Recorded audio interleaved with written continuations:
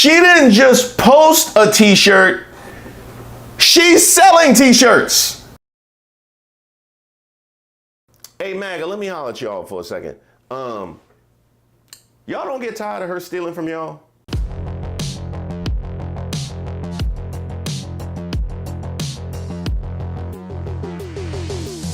Hi, my name is Reese Waters, and I'm trouble. Don't forget to like the video and subscribe to the page.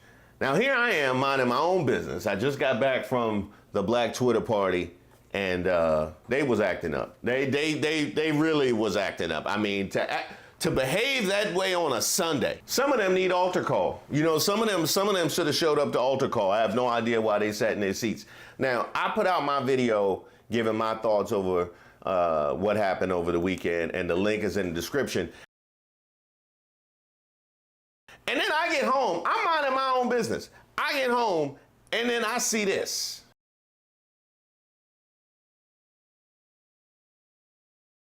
You would do that. You would do that. You would interject yourself into this, talk about Batman and Superman, didn't it? You know what? Actually, Batman and Superman have been linked to a number of ladies over the years. I remember the one time they tried to bring Batman up on charges, but at least Batman's still welcome in Gotham. You know, that don't make sense. And then Superman is invincible. Then again, Trump never admits to losing, so he thinks he's invincible. You know what? I actually looked a little closer at this tweet. I thought it was just a little funny little comment. There's a link. She didn't just post a t-shirt, she's selling t-shirts.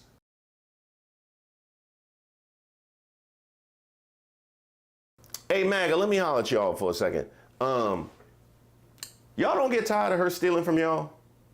I mean, really, y'all don't get tired of her stealing from y'all? Like, when she tried to play footsie and send the black community a hey, big head text to see if she could come back through, that lasted about 45 minutes. A limousine with the chauffeur. That's where I'm at right now. That song really does still slap, you guys. Why am I playing it? Because, well, I told you, I am having the blackest week ever.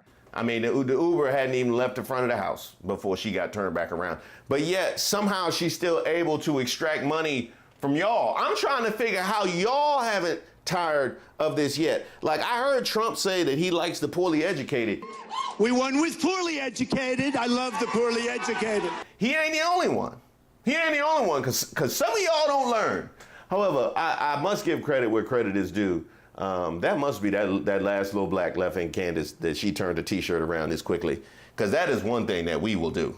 We will turn a t-shirt around. I don't care if somebody just won the championship or somebody's great uncle just passed. We gonna have a t-shirt. Lord knows we can do that. Now, answer me one thing though. So, if surviving being shot, you know, for the country is the thing that makes him a hero. And he just pumps his fist. He just pumped his fist, and whoever captured that photo, my goodness, take every photography award seriously. Now, I'm not even saying this not to make this a severe conversation or a severe topic. Obviously it is, but this is tremendous. I think this so embodies the Donald J. Trump that we know and that we love, a person that will fight for America when America is under attack. Now we're talking about an individual that is fighting for America. That image says so much. When they say a picture is worth 1,000 words, that is what they are talking about. And when we have that video, Chris, you let me know. We're going to run it so you can actually hear him say this. And he just goes, wait. In all the craziness, I'm going to be the strong one for this country. And he puts his fist up. And I think that is absolutely incredible. So then why didn't it bother you what he said about other, you know, heroes? Because I don't like losers. But Frank, let me get to it. He hit me. He's not a war hero. He's a war hero. He's a war hero. 5.5 years. He's a war hero because he was captured. I like people that weren't captured, okay? I hate to tell you. And he told me, he said, I don't want to go in there because they're a bunch of losers and suckers. My son was not a loser, was not a sucker. You're the sucker. You're the loser. And by the way, those were people who signed up to be in harm's way. Huh? Trump would never say nothing like that? Yeah, you're right. Actually, now that you're right, I thought about that because he always so respectful. You've called women you don't like fat pigs, dogs, slobs, and disgusting animals. Your Twitter account... Only Rosie O'Donnell. Of other people. He don't ever call people out their name. He don't never criticize people. He always shows people the utmost of deference and respect. That's true. And he also has a keen understanding of American history and world history. He is an expert when it comes to historical knowledge, historical understanding. In June of 1775, the Continental Congress created a unified army out of the revolutionary forces encamped around Boston and New York, and named after the great George Washington, Commander-in-Chief. The Continental Army suffered a bitter winter of Valley Forge, found glory across the waters of the Delaware, and seized victory from Cornwallis of Yorktown. Our army manned the airport. It ran the ramparts. It took over the airports. It did everything it had to do. Empathy, put himself in other people's shoes, and respect. He's a bastion of all of those things. So clearly would be out of character, highly out of character for him to have said something like that. One thing is clear. It's about the image of fighting for America instead of, fighting for America. Let's see what else we got here.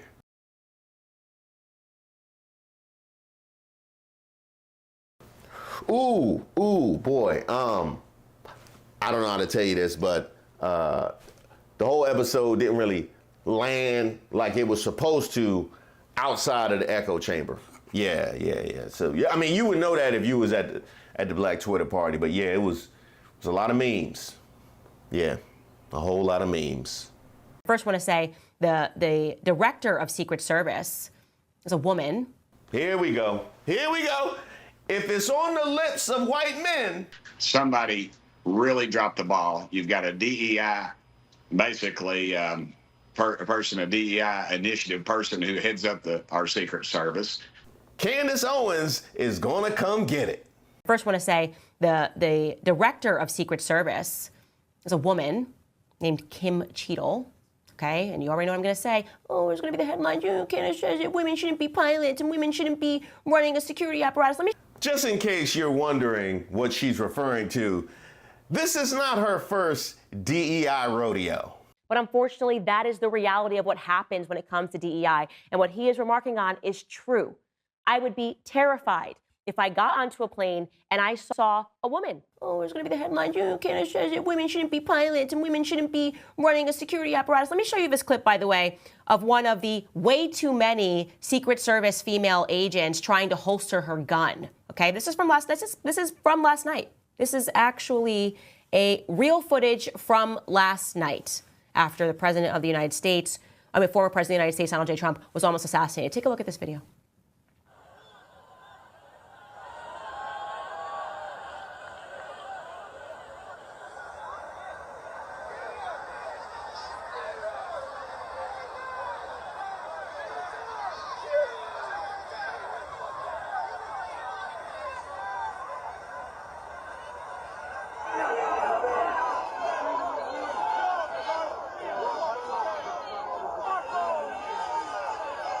So let me get this straight.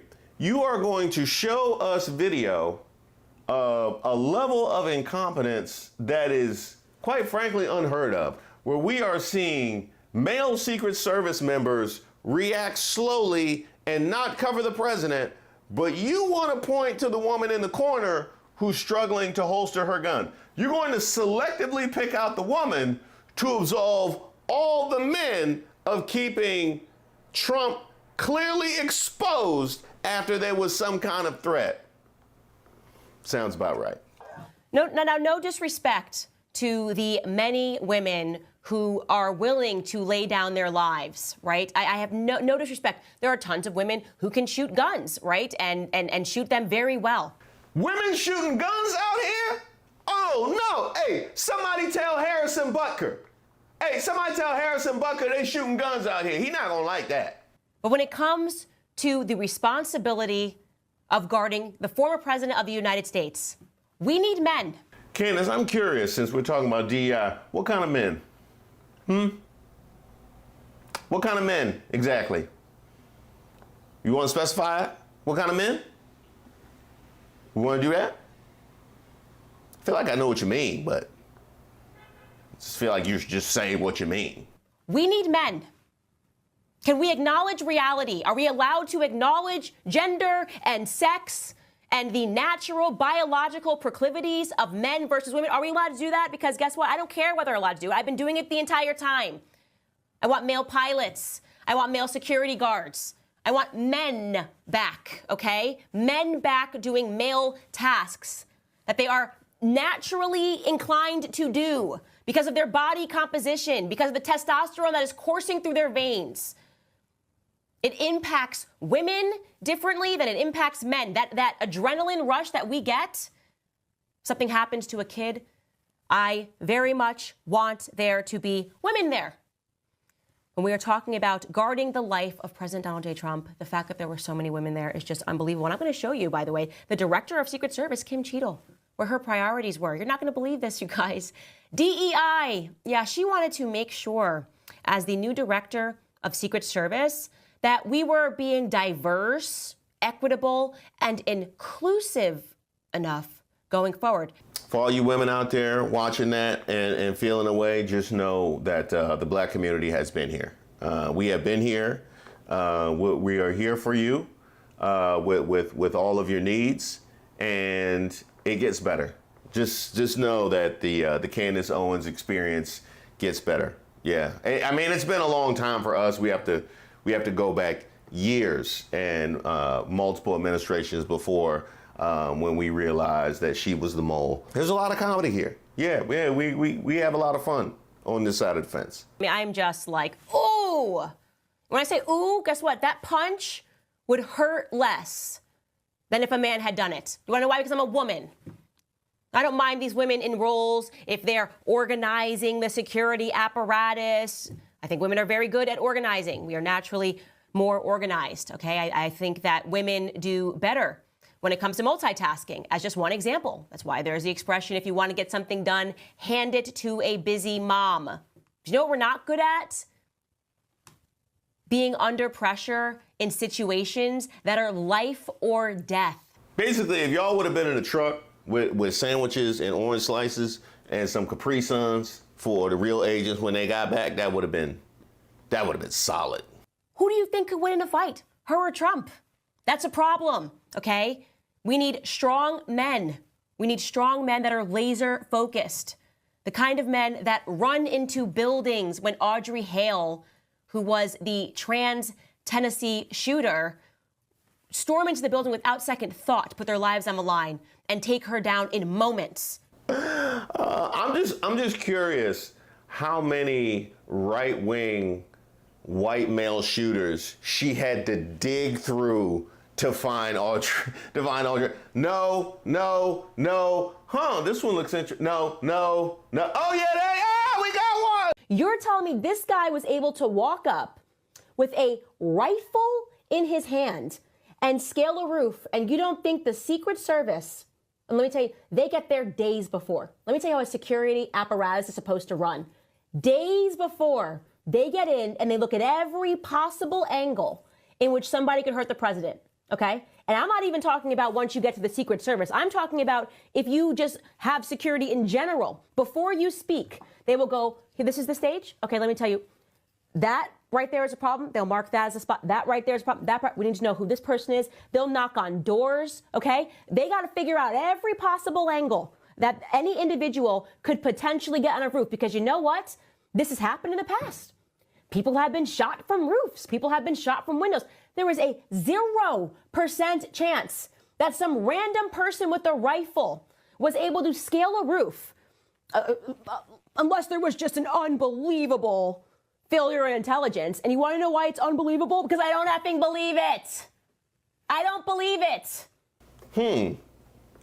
So if you don't believe it, am I supposed to believe it? If you don't believe it, that is fascinating. Now Candace, by the way, wasn't done. She also threw this one out. Thomas Massey for VP. He's the correct pick. As I've said in my live, one of the reasons I supported Vivek early was because he called this exactly as I saw it. He knew, I knew, Alex Jones knew. Now what exactly is it that Alex Jones knew you're asking?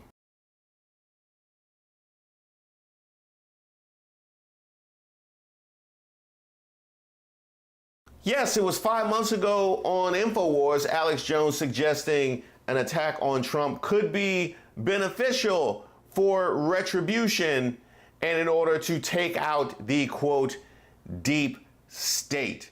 So Alex Jones knew that this is the kind of thing that would be helpful because it would legitimize retaliation. So... And you want to know why it's unbelievable? Because I don't effing believe it. I don't believe it. Then, Candace, what exactly are you asking me to believe?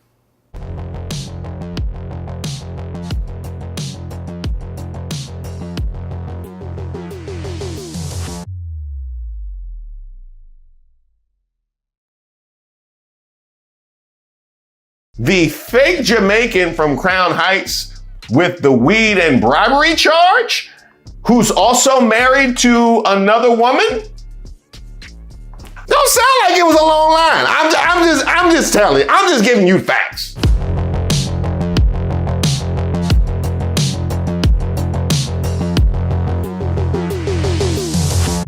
Hi, my name is Reese Waters, and I'm troubled. Don't forget to like the video and subscribe to the page. Now, so many of you guys sent me this story. Send it by email, which you can always email me at reese.waters@gmail.com. I knew I had to cover it. Now, this is Byron Donalds' ex-wife, Bisa Hall, giving an interview to the Florida Trident where she airs him all the way out. Now, I have never really felt any amount of compassion or empathy for Byron Donalds, but this might be the first, because I mean, anybody ex come in and start giving interviews, it's gonna be a problem. Let me tell you what about his feet. Nobody wants that. Nobody wants that. That being the case, let's dig in. When Bisa Hall met fellow Florida A&M University freshman Byron Donalds on campus in 1996, she believed the future congressman and Donald Trump VP shortlister was from another country. Quote, he told me he was from Jamaica and he had a Jamaican accent and he was cute. Then the next time I saw him, the Jamaican accent was gone and he said he was from New York. Now, a lot of us like to reinvent ourselves when we decide to go to college or just when we go out of town in general. But a whole accent that you clearly weren't very committed to. I mean, what, you thought you would just give it 2 weeks, 3 weeks and then drop it? Yeah, I'm gonna get the Jamaican accent just to do the introduction. But then, after that first date, then I'm good. I'll just go back to talking like Crown Heights. Yeah, that's how we do it. Quote, he felt like it would make him stand out, and he was right. There were a ton of guys from New York around, but there weren't any guys from Jamaica. He was right. It got him noticed. The chameleon-like patois role-playing certainly won her attention. Hall wound up marrying him, and that first encounter has special resonance as she watches her ex-husband's political career go places that would have seemed unfathomable during those early days. Quote, an opportunistic person like he is will take whatever opportunity they're given. He was always driven to get what he didn't have. He was trying to fill a void and get what he didn't have. Byron Donalds, fill a void for his own personal gain and fulfillment. Yeah, that checks. Yeah, I believe that checks.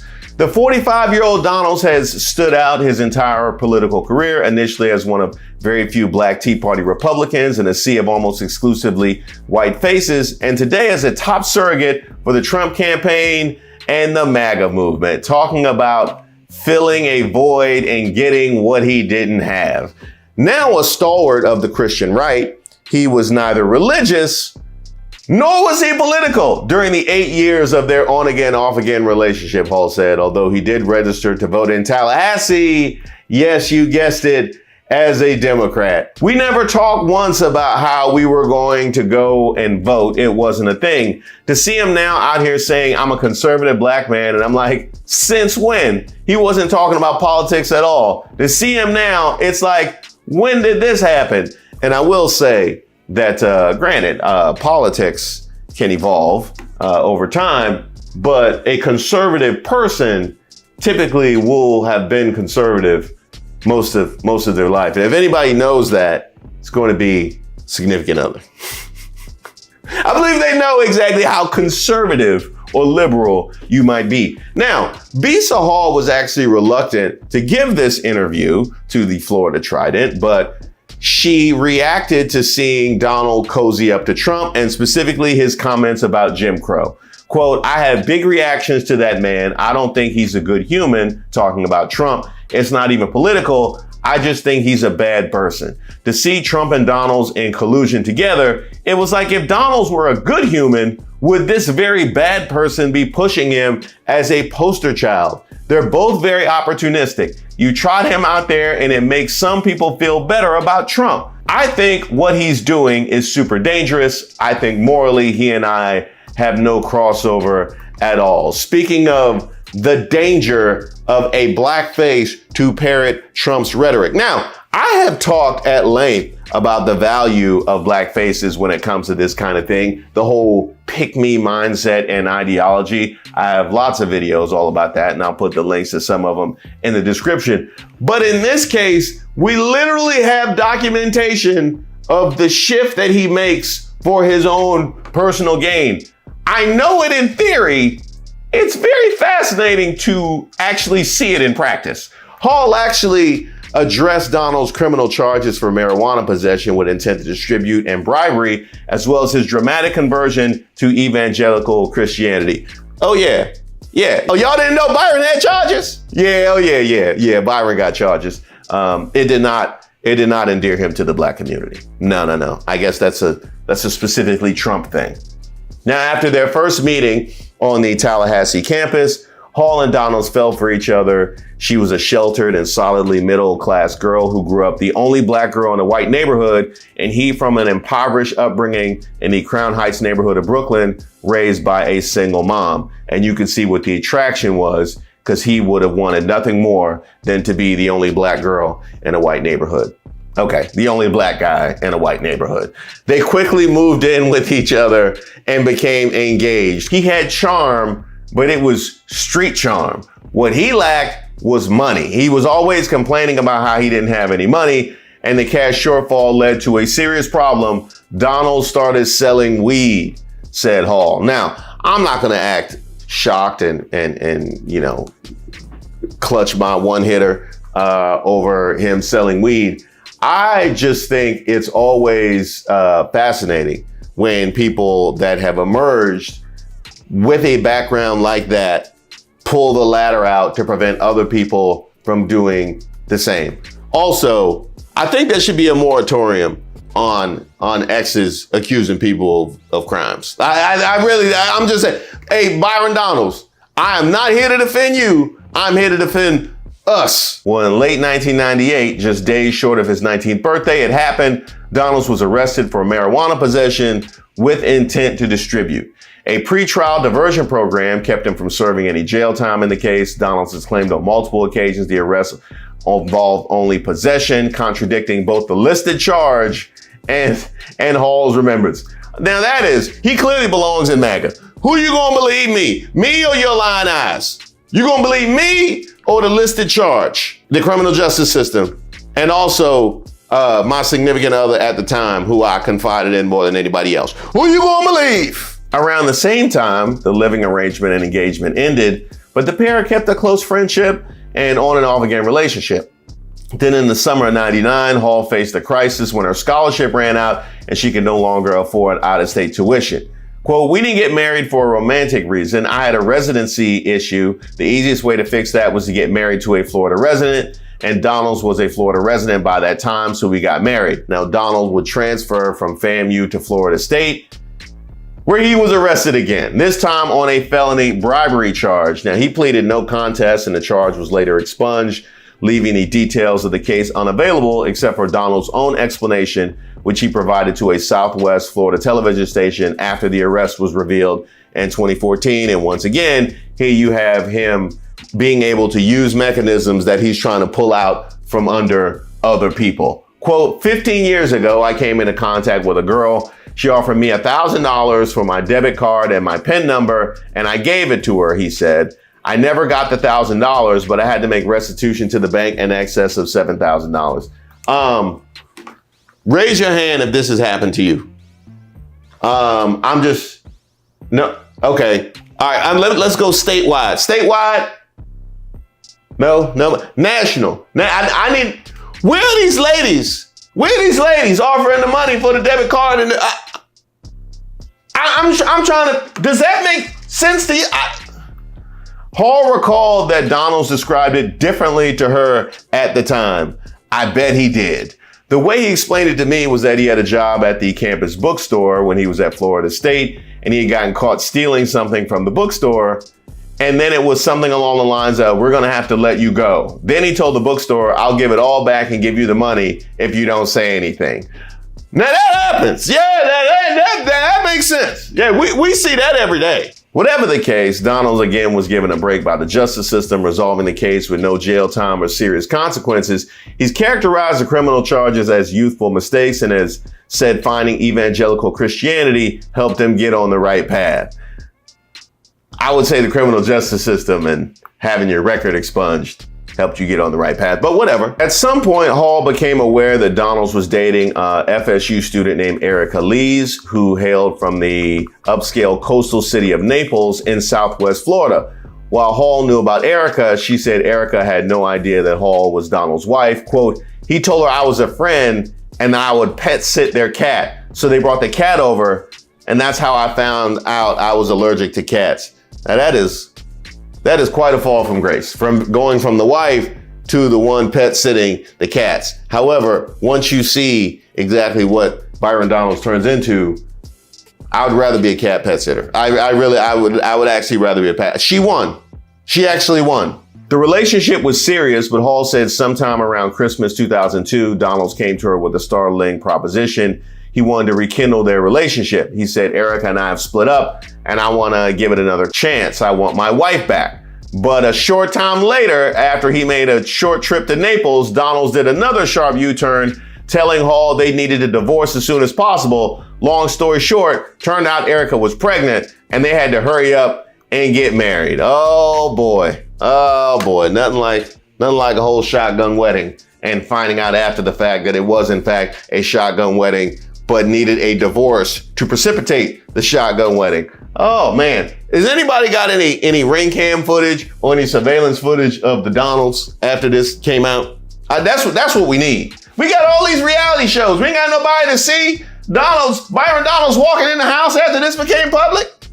Now, Donalds also asked her to pay all the fees for the divorce, which she did with the caveat he'd pay her back when he could afford it. It was the last transaction in what she described as a largely transactional marriage. Quote, we've been divorced for 20 years and he still hasn't paid me back.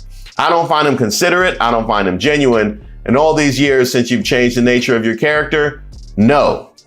Donalds married Erica in March of 2003 and their first of 3 children together was born that August. So that whole thing about her being pregnant, that tracks. The wedding to Erica led to what seemed to be a fast change in fortune for Donalds.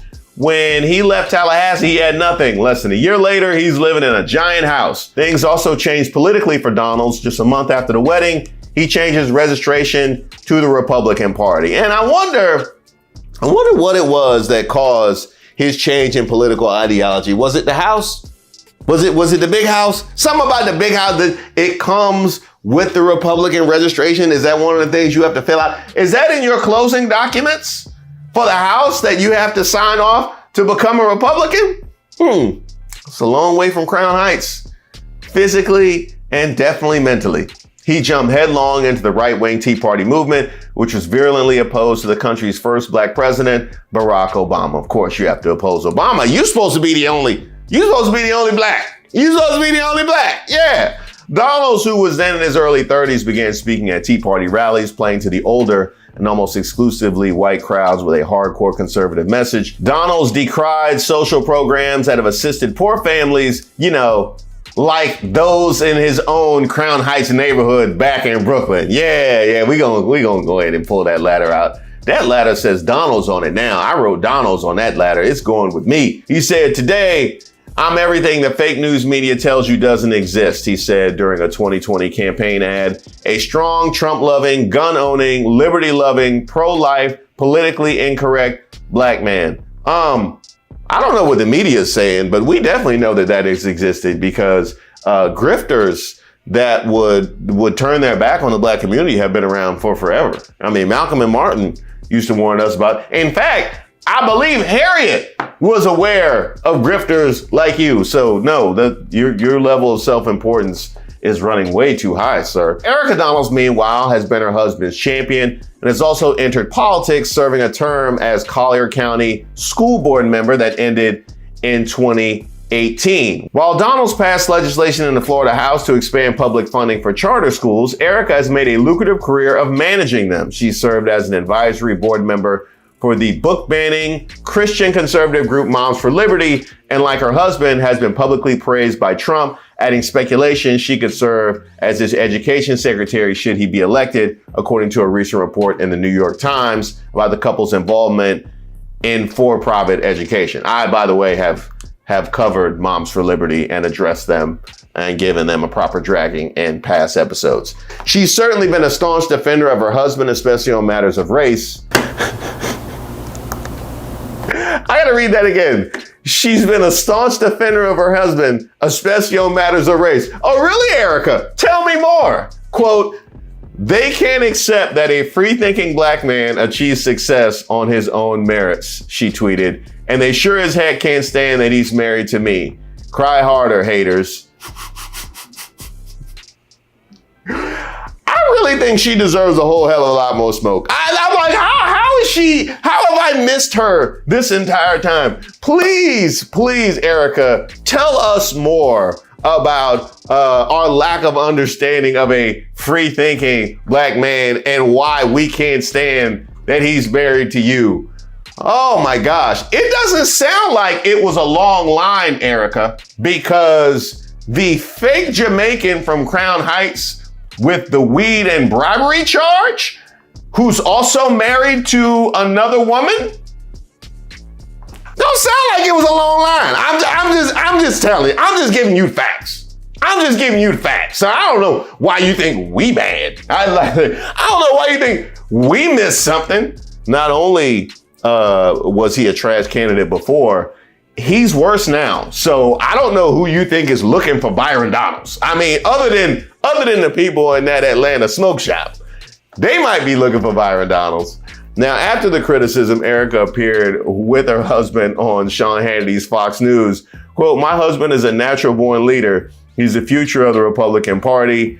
It's unfortunate that those on the other side, they're the ones trying to tokenize him and say that the only reason he's successful is the color of his skin or because of who he is and the color of my skin. We all know that's not true. We definitely all know that's not true because literally Chip Roy in your own party was the one that tokenized him when he nominated him as Speaker of the House. So try again.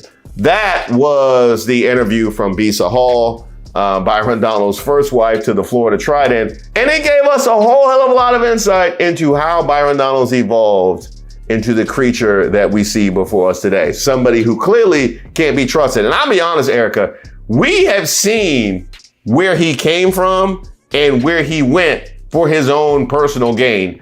Don't let him see nothing else. Don't let him see nothing on the horizon. He liable to pop up with another woman speaking Polish, and he thinks that there's a grift in it for him. You ain't safe. By the way, I have an email list that I maintain, and I have a newsletter that I send out periodically as well. I would love for you to get on my email list. Feel free to shoot me a message at reese.waters@gmail.com. That's reese.waters@gmail.com. And the same goes if you have any suggestions for videos, if you have any nominees for Racist of the Week, if you have something that you are troubled by, or you just want to throw me a kudos, feel free to email me. I don't always get a chance to look at all of the comments, but I definitely look at all of the emails and I respond in kind.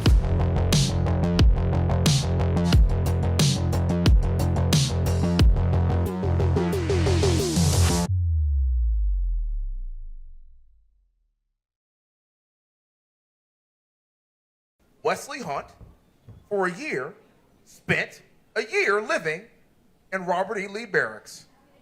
Every single day that I walked beneath that threshold, I looked up and saw that name and thought to myself, damn, this is a great country. You don't forget about where you're from. Don't never- paint the picture. Don't tell us that we can't educate our kids on the opportunity. We're talking about vouchers. You're talking about things that's still going to cost them more money. Let them fight. Let them fight. No, let them get it out their system.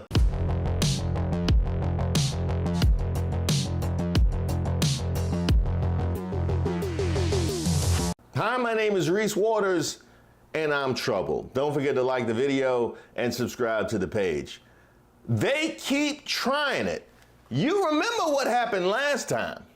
During Jim Crow, the black family was together. That's right. During Jim Crow, more black people were not just conservative, because black people always have been conservative-minded, but more black people voted conservatively.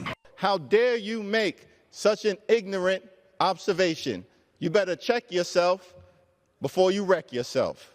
Somehow, after all that, Byron Donalds tried it again. What? If at first you don't succeed, they say try again. But these days in 2024, you try again, you get arrested for stalking. So these are not the days that we grew up with Byron Donalds. Try again is not our ethos. This time he was joined by Wesley Hunt of Texas in the latest iteration of their Congress, Cognac, and Cigars event aimed at bringing more black men into the GOP.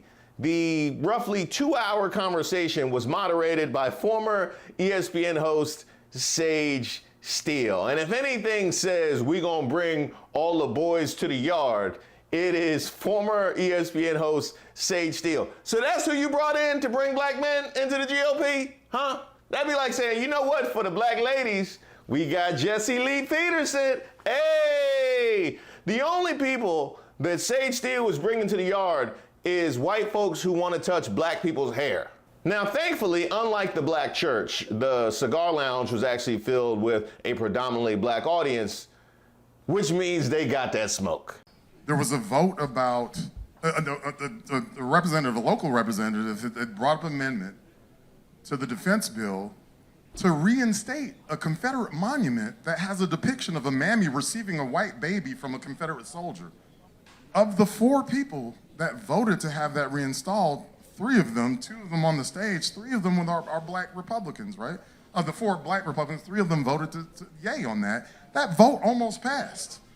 Something like 206 to 192. I don't understand, from descendants of black slaves, why you think that isn't a principled position. So I think when we talk about to black men, it seems deceptive to come in here and talk about issues and then vote what seemingly isn't based on principle. Just think about it. A mammy receiving a white baby, something that most black people would have a visceral reaction to, yet in this case, we can't even trust black people who have risen to legislature status to vote against something like that. We can't even trust them to act in our interests about something wildly racist. That is where we're at. Robert E. Lee, the Confederate general that fought against the rights of people that looked like me. Wesley Hunt, for a year, spent a year living in Robert E. Lee Barracks. Every single day that I walked beneath that threshold, I looked up and saw that name and thought to myself, damn, this is a great country. Because only in America. I got it. Let me finish that. Only in America could you get away with wearing those boots in front of a black audience. I need to know what's going on with the kids today, because I couldn't have got away with those in middle school. Now, grown folks are walking around like that and just parading them in front of black audiences. See, we don't joan the way we used to. We don't play the dozens. We don't do none of that, because that would have got rid of this. If he needs a black friend. He needs a black friend, because a black friend would have threw those in the trash and burnt the trash can. Wesley Hunt, for a year, spent a year living in Robert E. Lee Barracks. Every single day that I walked beneath that threshold. I looked up and saw that name and thought to myself, damn, this is a great country. Because only in America do you have 3 black children matriculate through the premier leadership institution of the entire world and graduate from there and live in a barracks named after a Confederate general. Only in America. And if it were named anything differently, I wouldn't have that perspective. So let me get this straight. You want to keep it because of the perspective you gain having to think about Robert E. Lee. So you want future generations to have to go through those same mental gymnastics seeing Robert E. Lee. Now here's a question. How do you think we got to the point where you could go to the barracks and be inundated with that? How do we get to the point of celebration that you had in your head as a black man to be able to see the statue and know that you had achieved something? You think we got to that point just by being like, hey, at least it's not as bad as it used to be? You think that was it? Huh?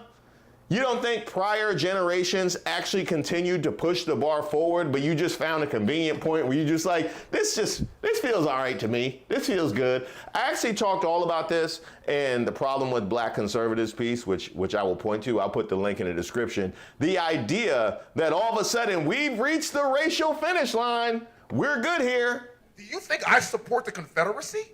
Hell yeah, I think you support the Confederacy because I just listened to the words that came out of your mouth with those boots on. Do you think I support the Confederacy? Don't kid yourself. Of course I don't. Excuse me? Wow. Of course I don't. See, this is what happened to you last time. This is what happened to you last time. That's when you know he in trouble. That's when you know he in trouble, when he start bringing, hey, this what happened to you, Byron. Why don't you come on and help me? Wow. Of course I don't. See, this is what happened to you last time. This is what happened to you last time. I'm trying to have a nuanced conversation. See, this is what you call fake smart. What is nuanced about what you just said? There's nothing nuanced about what you just said. You just said you wouldn't have had the revelation and appreciation and gratitude for how far we've come if it were not for the Robert E. Lee statue. However, you were only able to have that feeling of gratitude because of the work of black folks who paved the way for you, which you are refusing to do for future generations because you're comfortable. It's really not that nuanced. It's just lazy. Now, somebody needs to get them together. Huh? Oh, they did? Oh, I can always trust Atlanta. You don't forget about where you from. Don't paint the picture. Don't tell us that we can't educate our kids on the opportunity. We're talking about vouchers. You're talking about things that's still going to cost them more money. So the point I'm making is that I actually do understand. You don't I totally understand. It's recognize obvious. the value It's of that. obvious. And what I want to say is, at no point in time will I ever be a victim. That's why Everybody I'm sitting has a here right story, now. is my And point. I don't care what the name of What the are you statue going to was, do? and I don't care what the name of the building is. What are you going to do? I don't care what the name of the building is because I'm a black I man. This is a am conversation not. for black men. And all I hear is people that are non-black trying to hush me. I came here from my family. I think we had security. But I'm getting all the stories. I need you to talk with respect. My goodness, this is not kindergarten. Careful. Did you hear the pause before kindergarten? No. I don't think kindergarten was her first choice in her head, but then she realized that this was a black event, and she was like, oh, I can't say what I would have said in normal circumstances. I wonder what her first choice was. Magic City? Huh? This ain't Magic City. This ain't Lenox Mall. Huh? Don't y'all go acting them. This ain't a Hawks game. She could have actually said this ain't a barbershop, but the barbershop was a whole nother GOP debacle. And in fact, I made a whole video about the whole barbershop situation with Rockies, also involving Byron Donalds. So make sure you check that out. The link is in the description. Now, Byron Donalds was just chilling, but you know it was no way Jim Crow wasn't coming up. My piece of advice for you, I think Byron Donaldson, is that you can talk about black families, talk about black families, talk about the black father, but when you intertwine Jim Crow in that, you're going to drive people away. So it's kind of like Bill Cosby. Have you seen that Cosby show where he said, you know, you can present steak and asparagus, but if you put it on the trash can lid, nobody's going to listen to you. So that's my piece of advice for you. I know. I said the words Jim Crow, and if you listen to the media, they would say that I wanted it to come back like you would say Beetlejuice if you said Beetlejuice 3 times. Byron, that's foul, man. That's foul, Byron. Because Lauren Boebert did nothing to deserve that. Lauren Boebert did nothing to deserve that. Here she is, minding her own business, somehow just won her primary, because evidently people still sleep or high in Colorado, and here you are calling her out in an Atlanta barbershop. That's wrong. And if you listen to the media, they would say that I wanted it to come back like you would say Beetlejuice if you said Beetlejuice 3 times. And I'm not saying it to be funny. I'm saying it because that's literally what happened. In that meeting in Philadelphia, what happened was we were talking about black families. If you look at the empirical data, before Lyndon Johnson's Great Society, black marriage rates were significantly higher. Did I reference Jim Crow? Yeah, because that was the era of time. Do I want it to come back? No, I don't. And I think the most, and brother, I want to say this. Hold on, because it's important. Because again, if you want a talking point, that's one thing. If you want a detailed answer, that's another. Nobody wants Jim Crow to return. I don't want Jim Crow to return. That's insanity. Say it again. Say it again. You want me to repeat myself? Repeat that again, please. Nobody wants Jim Crow to return. But hold on, Wesley. Hold on, Wesley. My brother, hold on. Calm down, though. My man, chill. Can I answer the question? Go ahead. This is important. It's okay. Whoa. Both of y'all are talking. I'm trying to hear both of y'all. I'm trying to hear both of you. You want me to answer or you want to answer? You want to answer my question? Do you want to answer the question or you want me to answer the question? Because I'll answer the question. Hold on. Shh. This is important. The history of our country is very, very painful. It's very painful. But now if we refer to it, if now the point is that now it's going to insinuate that you want that back, that is what is destructive. But it's not different, brother. It's the truth. Do you want to, because let's talk, hold on. Do you want to talk about it or do you want to yell about it? Because I'll talk to you about it. All right, I just let that whole thing breathe because I didn't want to jump in and stop him from stomping on Byron Donalds. Nah, I took my phone out and just videotape the whole fight. It'd be like, normally I just say, it ain't worth it, brother. But all of a sudden, if the fight's going the way I wanted to, let them fight. No, let them get it out their system. I understand the divisive nature of the words Jim Crow. I understand that, okay? So I hear where you are coming from. I do too. What I do want you to hear us say is that we aren't speaking about Jim Crow in terms of going back. We are talking about it in terms of a period in history, and I'm not trying to be divisive in that way. So I hear that word, those two words, trigger a generation. When my parents hear they're still alive, it triggers a generation. I understand that. We agree. We understand that those times were horrible. Under no circumstances do we ever want to return to anything like that. But I do. No. I'll answer your question. What I want to recognize with what you said is something that I will actually think about and use some deference with. And like I said, I don't like canceling words. I don't like that. I like telling it like it is. But I do understand how those two words, to a lot of people in this country, is a really bad visceral trigger. So if I understand you correctly, what you are simultaneously telling me is that you understand the pain and the pushback that comes with bringing up Jim Crow, but you just lazily and facetiously threw it out there to describe an era of time. Is that what you're telling me? Something that could have just as easily been replaced with a decade or year, you decided to go with Jim Crow, knowing that it evoked pain in the black community. Make that make sense. That made sense to you in your head? The more you try and explain this, the worse it gets for you. I think the best thing that you can do for yourself is to go home and to not appear on camera again. At least until Donald Trump picks somebody else for VP, because I'm gonna need you to stand front and center for this dragon that I'm gonna give Byron Donalds for all the shuffling that he did for nothing. Donald Trump didn't put nothing in his hat. Check it out. Dang.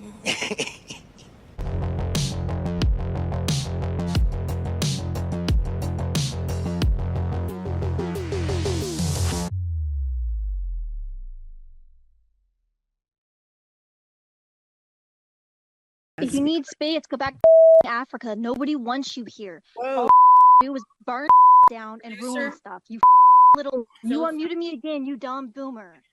Go ahead, protect the. Protect. Oh, producer, can we remove them?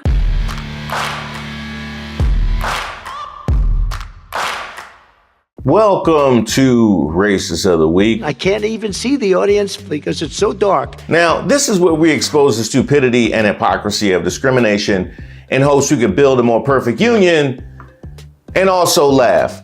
This is one I'm going to struggle to find anything funny. As usual, I'd like to thank today's sponsor, Racism. Don't forget to like and subscribe to the page, and definitely leave me any possible suggestions for nominees in the comments. Today's nominee, the Denver City Council.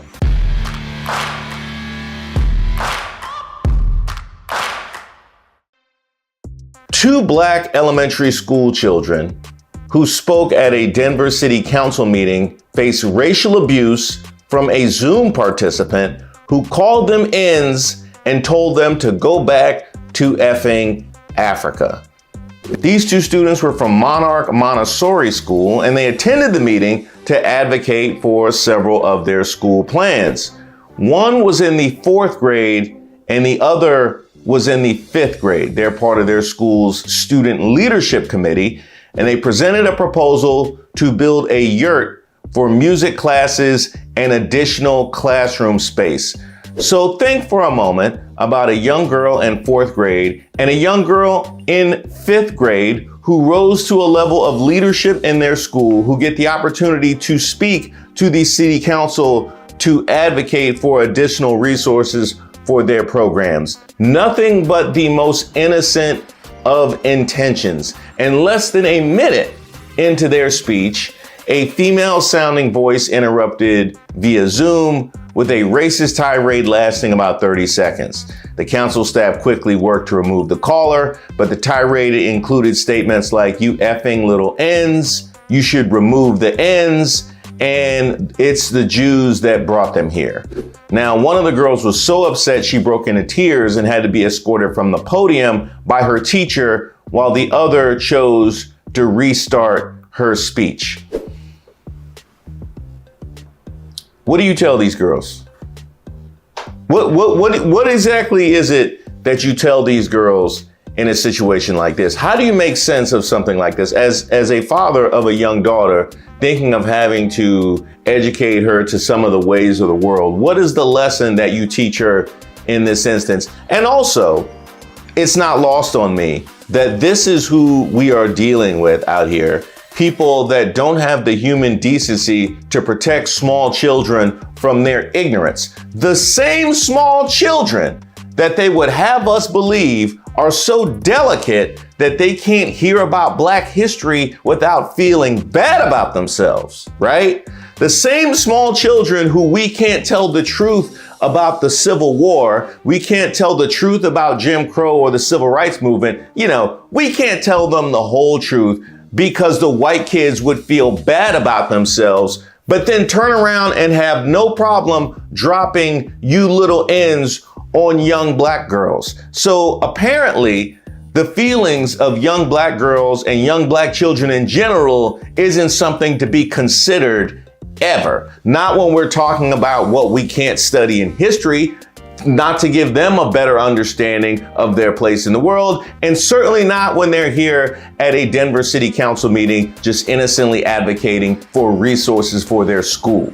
Now, Council President Jamie Torres condemned the incident, stating, The words were vile, as was the character of a person who would actively seek to say these words to two beautiful and courageous young girls. These youth gathered the bravery to bring their voices to their city council representatives to improve their school and community. We honor and praise these two young voices and condemn anyone who would attack them and any other member of our community. I would second that. Now, the disruption derailed the public comment section, preventing two more Monarch Montessori students from speaking about creating safe crossing areas around their school.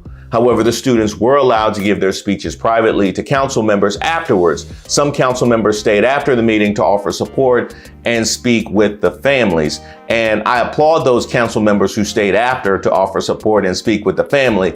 I don't know why it doesn't say all council members stayed after the meeting to offer support and speak with the families. I don't know why you decide to leave. You know what? I think I'm good. I think they got enough support. Besides, I thought maybe the Zoom caller made some good points. So, I don't want to contradict myself by leaving the meeting. I'm also thinking about the students that didn't get a chance to speak, because I'm sure this is something that they really look forward to, watching what happens to their schoolmates and knowing they won't get an opportunity because the public can't be trusted to hear from schoolgirls.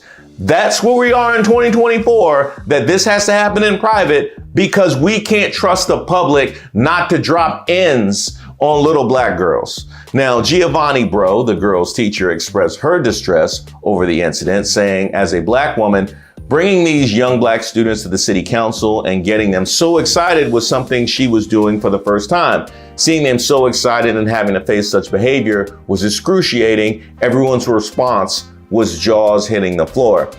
And I really sympathize with the teacher's position, because while you thought that you were doing an amazing thing by giving them an opportunity to present themselves publicly, now all of a sudden that becomes the vehicle for them learning a very difficult lesson about the black experience. And despite the fact that it being 0% your fault, it would be lost on me if you didn't feel some form of culpability for putting them in this position. Now, Monarch Montessori Executive Director Laura Preddy announced that the school is organizing an event with the school board to celebrate the children's bravery. Quote, I was so proud of the girls for the work they did to prepare and go before the city council to speak. To have something like that happen worries me that it could scare a young person away from engaging in democratic systems and using their voice to advocate for things that they care about.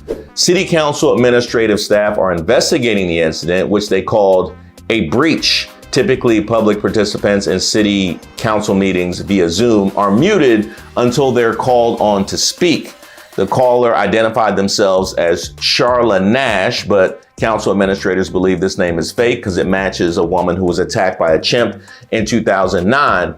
They're working to determine how the disruption occurred and to implement better preventative measures. Now, let me say, I am no stranger to Zoom bombing, okay? I have been in some meetings where a Zoom bomber dropped in and they just say the most outrageous thing they can, which is really quite stupid. I mean, we have to actually feel some appreciation for how stupid and lazy Zoom bombers are, that they just announce themselves immediately. If they really want to be a little more insidious, they'd be a little bit more subtle in their Zoom bombing. So I do want to thank them for their ignorance and their complete lack of attention span. But all that I could wish on this person, they actually presented themselves by referencing Charla Nash, the woman who was attacked by a chimpanzee. So I can only hope about the ugliness that this person feels on the inside, that they would feel the need to drop this on young black schoolgirls. I could only hope for that, but then it becomes clear when you reference Charla Nash. Now, the fact that they had to endure these racist actions and words in our chamber brings us pain. That was Torres. The Denver City Council condemns any hate speech and wants those responsible to know it only serves to motivate us on the City Council, 2 of whom are African American, 6 of whom are Latina, and all of whom will continue to serve proudly as anti-racist council and community members. Now, to the Zoom bomber, is that the conclusion you were looking for? Is that the conclusion you were looking for? Because that's the only conclusion that you were going to get. Now, I had said earlier about the dissonance that it takes to try and protect young white children from having to understand the realities of America's history, but have no problem dropping this on young black girls? How about the fact that while we're having this national debate about DEI, while we're having this national debate about the real race experience in America, you give us all the evidence we need for why that's necessary? You give us all the evidence we need for why that's necessary. You will at the same time argue that our experience is not valid and the things that we are describing to you do not exist, but yet this is what young black schoolgirls have to go through, and you're going to give us the video and audio in 2024. That is what I call hustling backwards. Is this what you want? Because I can't imagine that the true architects of white supremacy in America would be pleased with this. This is not how you go about your business. Now, it's how a lot of people have been going about their business lately. It's the reason why I've had to record not one, not two, not three, but 4 of these bad boys within the last 7 calendar days. That is how bold races have been getting in 2024, which on the one hand, I have to have some appreciation for, because you leave the evidence right here. You leave the evidence right here, all over the web, all over TV, all over Zoom, for people to be able to reference for the work that we need to do in society. So I have to have a little gratitude for you there. But at the same time, it does give me pause for wondering just how bold they will get that they have no problem doing this in a public forum where they know it's recorded to young school children. What's the line? You tell me what the line is for these people, because they keep claiming that, we need to get back to human decency in America. We need to get back to decorum in America. Is this what you're talking about? This was it? Huh? Okay, so congratulations to the unnamed caller. You are our racist of the week. And I also want to apologize to Charlotte Nash for even being associated with any of this. But as always, if you have somebody you would like to nominate, please leave it in the comments. You can email me at reese.waters@gmail.com. And thanks to those that sent me this story to suggest it for Racist of the Week. I'm always taking suggestions, so I very much appreciate it. Be sure to subscribe to the page to make sure you get notified when the next video drops.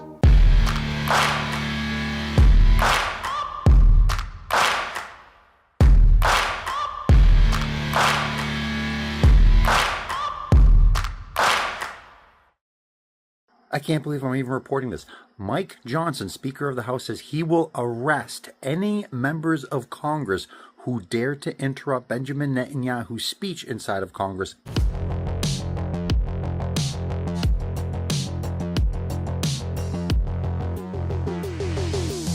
Hi, my name is Reese Waters, and I'm troubled. Don't forget to like the video and subscribe to the page. Now, here I am minding my own business when I see this. I can't believe I'm even reporting this. Mike Johnson, Speaker of the House, says he will arrest any members of Congress who dare to interrupt Benjamin Netanyahu's speech inside of Congress next week. Again, he is threatening members of America's Congress with arrest if they interrupt a foreign leader giving them advice on what to do. And look at this article. It's from the Times of Israel. How much power does a foreign country have over us where American politicians would be arrested if they spoke out against that dictator, who's apparently a dictator of America too? No country in the world would ever allow something like this. Israel themselves would never allow the President of the United States to ever go visit their version of Congress, the Knesset, to give advice to them. This is absurd. And when Benjamin Netanyahu gives his speech on camera, it is also broadcasting to the world that Israel rules America. So this man is speaking before Congress, and the GOP is threatening members with arrest for dissent. Meanwhile, this was the last time we saw them in front of our leader. Enough was enough, and I said, let Trumpomania run wild, brother. My bad. That was the wrong video. That was a deranged man speaking at the RNC convention. This was how they acted at the State of the Union.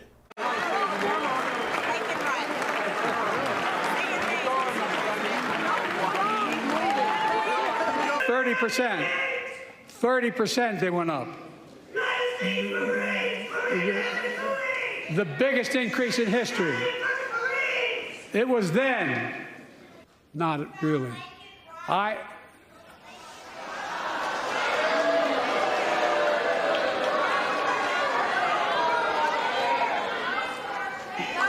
So you won't respect the President of the United States of America, but you want to make sure that we respect their leader. Is that about it? Is that what I'm supposed to get from all of this? Now let me ask you this.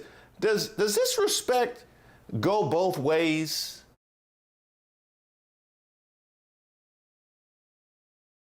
Because last I checked, not only is this not the ask when American leaders go there, but this man took our money, does whatever he wants, whenever he wants, and then blame Biden when he dared to advise, I don't know, a little restraint?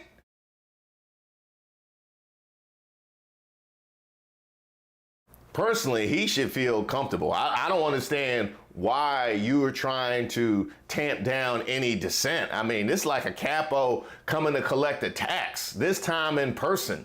And not to mention, how does it look when you try and criminalize dissent? Because that's exactly what this is. You don't go to the lengths of tamping down and then doubling down and criminalizing dissent unless you know there's a significant amount of dissent. Criminalizing dissent only happens when you know you're moving so foul that dissent not only is there, but is overwhelming to the point of people unable to control themselves. That is when you criminalize dissent. And inherent in that is the self-admission of how foul you know that you're moving. This will be almost as crazy as keeping people in marriages they don't want to be in. I know I'm a trash husband, but instead of being decent, I'm going to make it illegal for you to leave. And this is one of the great tricks that I think the sexual revolution pulled on the American populace, which is this idea that, like, well, okay, these marriages were fundamentally, they were maybe even violent, but certainly they were unhappy. And so getting rid of them and making it easier for people to shift spouses like they change their underwear, that's going to make people happier in the long term. And maybe it worked out for the moms and dads, though I'm skeptical, but it really didn't work out for the kids. MAGA logic. We're not going to act right. We're just going to prevent you from complaining. We all saw what happened last week. We can't let that happen. Hopefully George is looking down right now and saying there's a great thing that's happening for our country. There's a great day for him. It's a great day for everybody. I especially want to get the attention of all the left-wingers, like all those non-committed voters in Michigan, among others, holding Democratic feet to the fire about the atrocities in Gaza. Just listen to what they're saying. We bless Israel. We bless Israel. Those who bless Israel shall be blessed. In that degree program, I didn't research exactly what you teach, but are you familiar with Genesis 12:3? Probably not as well as you are, Congressman. Well, it's pretty clear. It was the covenant that God made with Abraham. And that covenant was real clear. If you bless Israel, I will bless you. If you curse Israel, I will curse you. And then in the New Testament, it was confirmed that all nations would be blessed through you. Now, do you really think that this situation will get better under Trump? Because if you stay uncommitted, that's exactly what you're going to get. Just look at the RNC. They told you what it was. Let me hear you cheer if you support Israel. Let me hear you cheer if you support Israel.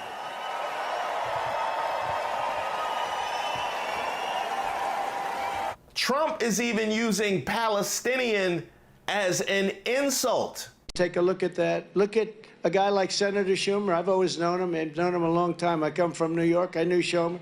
He's become a Palestinian. He's a Palestinian now. Congratulations. He was very loyal to Israel and to Jewish people. He's Jewish, but he's become a Palestinian because they have a couple of more votes or something. Nobody's quite figured it out. Israel's the one that wants to go. He said the only one who wants to keep going is Hamas. Actually, Israel is the one, and you should let him go and let him finish the job. He doesn't want to do it. He's become like a Palestinian, but they don't like him because he's a very bad Palestinian. He's a weak one. Now that is one of the many things I would be mad about if I was Biden. Just add that to the list. Wow, MAGA hasn't been this blatant in their guilt since they banned any real analysis of American history. By the way, I have an email list that I maintain, and I have a newsletter that I send out periodically as well. I would love for you to get on my email list. Feel free to shoot me a message at reese.waters@gmail.com. That's reese.waters@gmail.com. And the same goes if you have any suggestions for videos, if you have any nominees for Races of the Week, if you have something that you are troubled by, or you just want to throw me a kudos, feel free to email me. I don't always get a chance to look at all of the comments, but I definitely look at all of the emails and I respond in kind.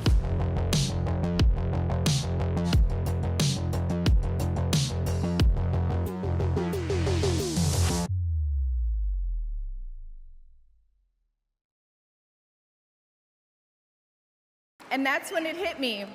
These are my people. This is where I belong.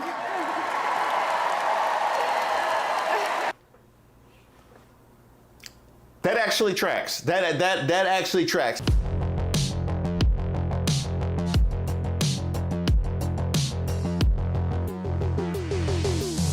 Hi, my name is Reese Waters, and I'm troubled. Don't forget to like the video and subscribe to the page. Now, when it was first announced that Amber Rose was speaking at the RNC convention,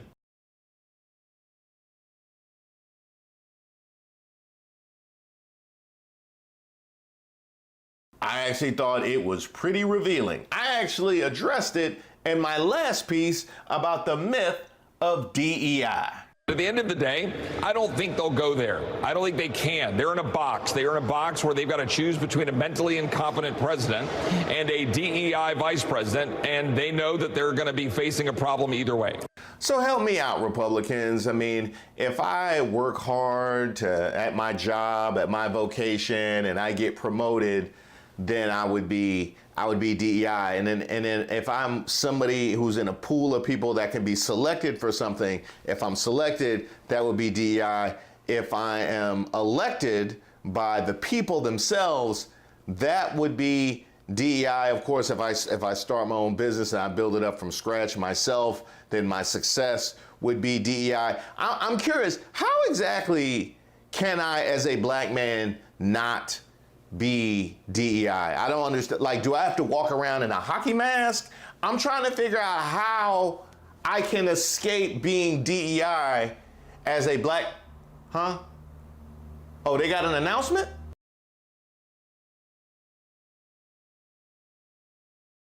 Oh, I get it now. I get it now. So I suddenly become qualified when I support the destruction of my own kind. So let me get this straight. You call out Jasmine Crockett for being DEI. You call out the mayor of Baltimore for being DEI. You call out the president of Harvard for being DEI. But you throw up Amber Rose at the RNC convention.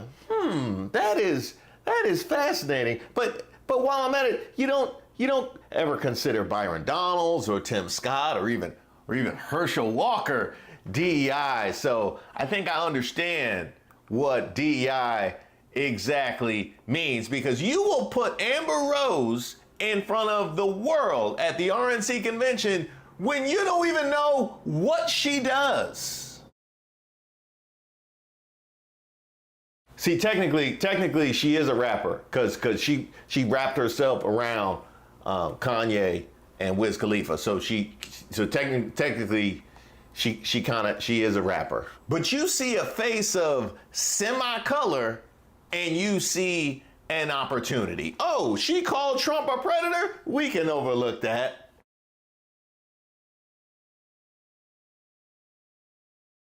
There would have actually been more uproar if she was asked to speak at the DNC, because if it was revealed that Amber Rose was speaking at the DNC convention, I'd be like, why?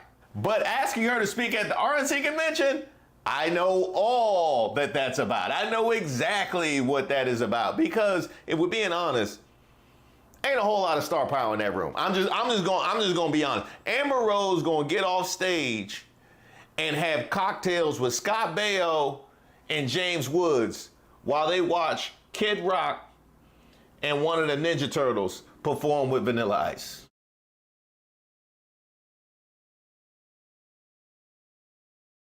The RNC was the only possible way that Amber Rose could have stepped down from College Hill. Oh, she's ready? Okay. You sure you want to go with that? Okay, this should be good. Hello. My name is Amber Rose. I'm a model and entrepreneur. Thank you. But most importantly, I'm a mother. My whole world revolves around providing for my children, keeping them safe, and giving them an opportunity for a better life. That's something that unites all American parents, whether we're Republicans, Democrats, conservatives, or liberals. We all want a better country for our children. That's actually a very nice sentiment to start out with. Huh? What's that? Oh, her OnlyFans is popping? Not to mention the fact that you are speaking in front of a group of people looking to pass Project 2025, which in it states an attempt to restrict pornography. So... But I'm here tonight to tell you, no matter your political background, that the best chance we have to give our babies a better life is to elect Donald Trump president of the United States.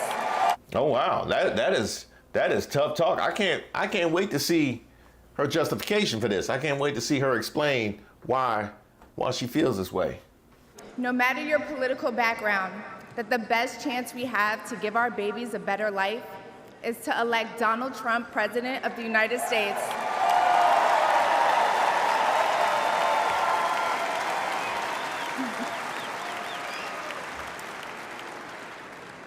Now, you may be wondering why I'm up here telling you this. Wait. I'm not wondering that. I'm wondering why you said what you just said. You just said that was the best chance to give our children a... Did you just skip past any justification for the thing that you just said? Now, you may be wondering why I'm up here telling you this. I'm no politician, and I don't want to be. But I do care about the truth. And the truth is that the media has lied to us about Donald Trump.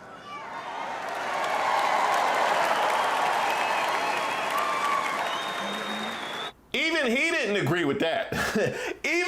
even Trump didn't agree with that. He like, nah, I think they pretty on point. And the truth is that the media has lied to us about Donald Trump.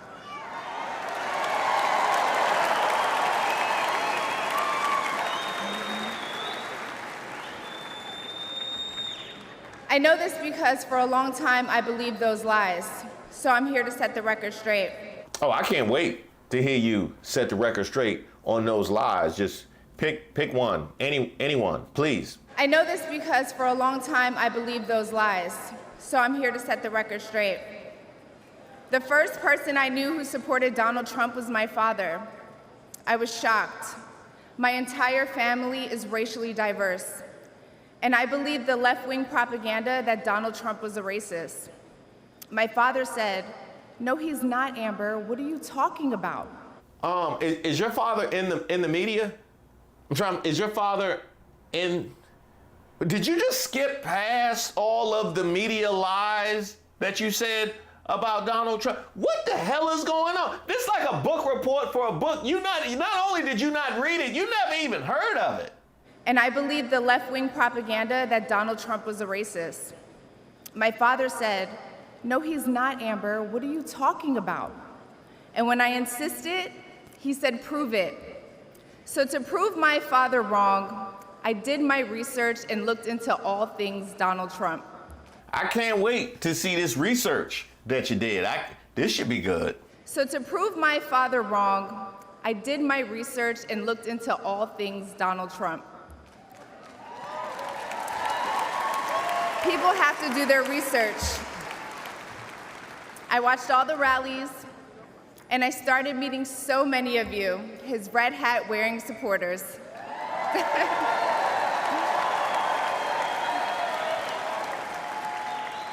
I realized Donald Trump and his supporters don't care if you're black, white, gay, or straight. It's all love. Was that what you got from the research? Is that what the research told you? No, that's what watching the rallies told you. That's what watching the rallies told you, that it's all love. Okay, so the research that you did was watching the rallies. Now, I'm curious, did you think the rallies were like whites only? Like, did you think that anybody of color would not be allowed into the rally? Like the fact that you saw black people at the rally, all of a sudden you realize that it was all love? Is that what it is? Because they love black people at the rally. They love nothing more than to put a face of color up front and center. That's why you're speaking at the RNC. So I can understand why you go into the rally. You're like, oh, it is all love. This is so wonderful and accepting. But if you would have actually even opened up a laptop, you would have understood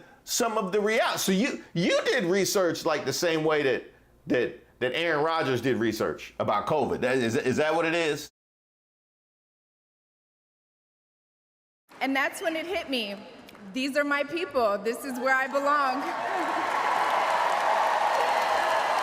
Now that makes a lot of sense. That actually makes a lot of sense because, as I mentioned, if you would have gone to the DNC, they would have wondered what your qualifications are to have us all sitting at rapt attention, listening to the words coming out of your mouth. But if you are at the RNC and you have even a hint of melanin, they will gladly throw you on stage. I'm surprised they didn't bring Herschel. I mean, I'm surprised they didn't bring Herschel. Lawrence Taylor must be furious. So I let go of my fear of judgment, of being misunderstood, of getting attacked by the left, and I put the red hat on too. You had a fear of judgment?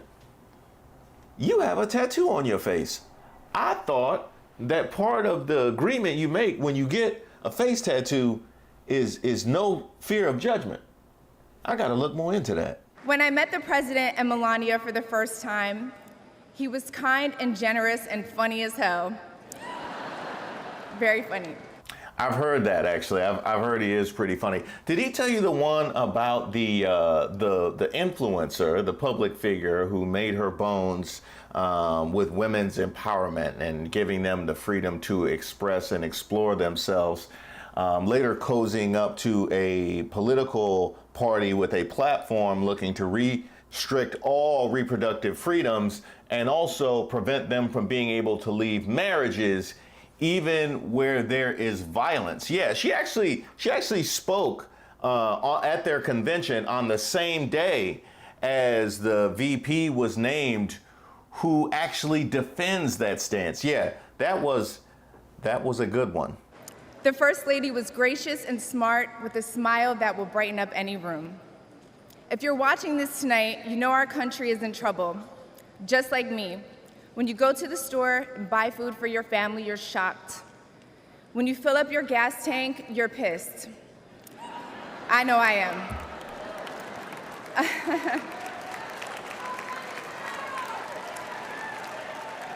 And when you turn on the news, you are just exhausted. Inflation is out of control.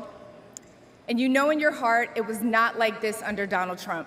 That's actually true. She's right about that. It was not like this under Donald Trump, because for this to be like this under Donald Trump, he would have had to see the tail end of COVID and the inflation that hit worldwide. Thankfully, COVID was still raging when he left office, so there was no inflation to speak of. My message to you tonight comes from a humble place. The left told me to hate Trump, and even worse, to hate the other side, the people who support him. When you cut through the lies, you realize the truth. American families were better when Donald Trump was president.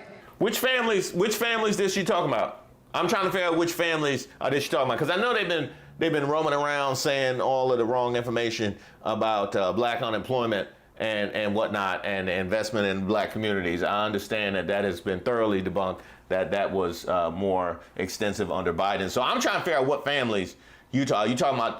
The Trump's family? Are you I'm trying, like, who you talking about? What families exactly? We were safer, wealthier, and stronger.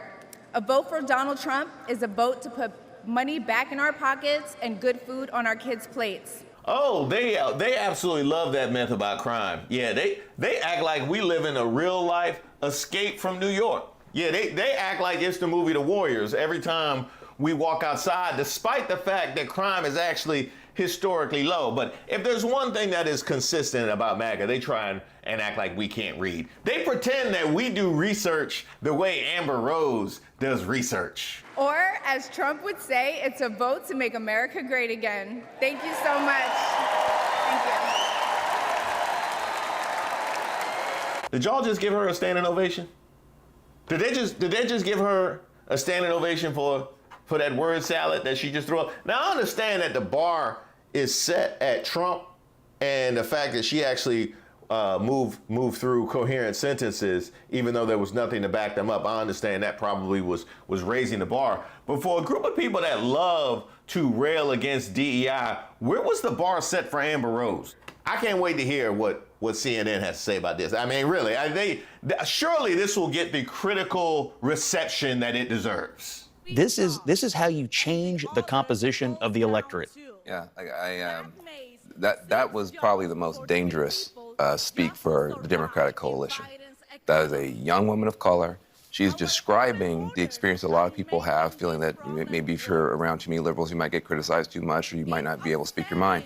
And she spoke to it really well. And she's way more famous than any of us up here. Yeah. I'm going to tell you that, way more famous. And so, to the extent that these guys are trying to bust up our coalition, that was a bunker buster right there. By the way, and it's one of the things we've been talking about, but there are speakers who speak to the room, and there are speakers who speak through the television screen. She speaks through the camera to the audience at home, she's effective in the room, but when you're yelling into the room, that is not communicating directly through the lens. This person is super talented, okay? Like, this person knows how to speak plainly and directly, knows how to use the camera, the cadence of it. They got something there. Yeah, and it really is hard. In those big arenas, it's hard not to want to fill up the room. You want to scream, just make sure the grandma in the back can hear you. But you're not talking to the 30,000 people there. You're talking to the 30 million people at home. And she was the most effective. So that's what we're doing now? This is what we're doing now. This is what we're doing now. This is considered an effective speech. See, this is the problem with our political coverage right now, is the complete double standard. She would have gave this at the DNC. What would you say? Why the hell was Amber Rose up there?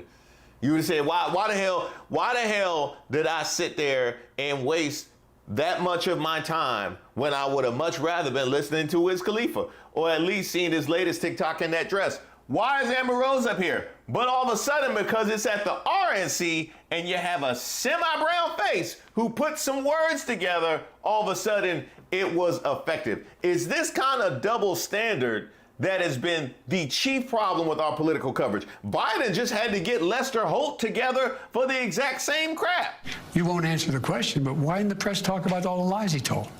Well, I don't know anything about that. We have reported many of the issues that came up during that debate. No, you haven't. We'll provide you with them.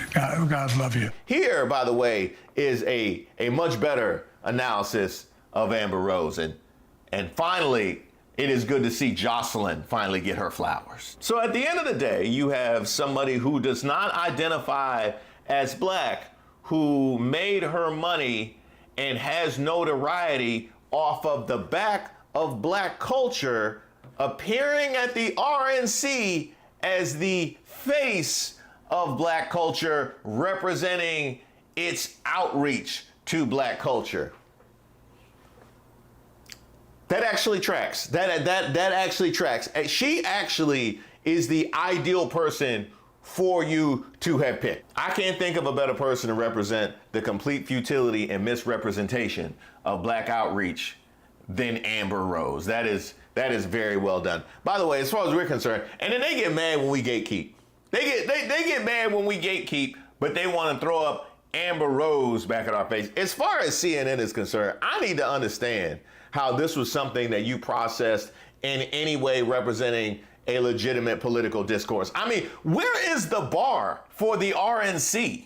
Joe Biden and the Democrats think they know how to spend your money better than you do. They want to take your dollars, they want to take your voice, they want to take your control and give it back to D.C. bureaucrats to execute their woke and Green New Deal agenda. Well, that plan doesn't work because hope is not a plan.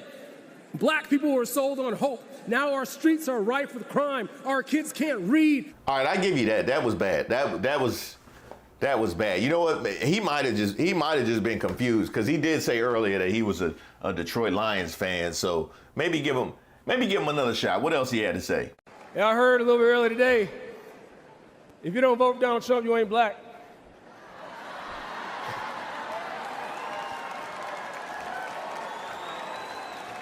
But see, here's the thing. Hey, whoever that cameraman is, give him a raise. Shout out to that cameraman for panning to the audience. Throw that on one more time. Yeah, I heard a little bit earlier today. If you don't vote for Donald Trump, you ain't black.